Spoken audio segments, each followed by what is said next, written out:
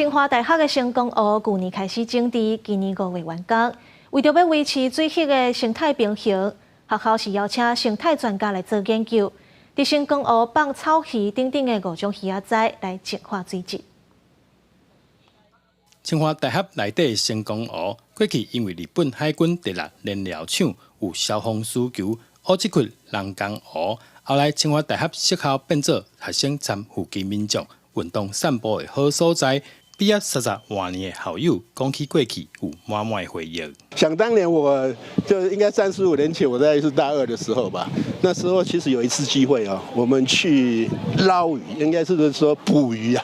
其实我们自己也买那个吐司来喂了啊。那时候是真的是我印象真的是非常深刻。这些鱼苗放到成功湖去，感谢捐款人哦，谢谢。轻卡细手，把鱼仔慢慢倒入去水底。成功湖这几年因为积沙的关系，水质受影响。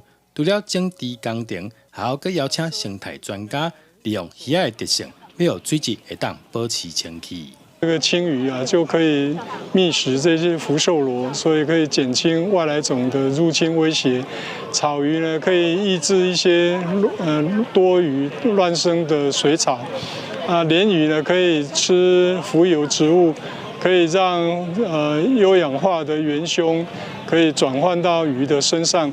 那鳙鱼呢是吃浮游动物的，所以呢这4种鱼分别扮演4种不同生物进化的这个角色。下讲成功湖整治线维持水质清气佮优质是即卖的目标，未来会规划清水活动，亲像举办各船 SUP 等等的水域活动，互成功湖重现当年的风华。记者刘君和新店报道。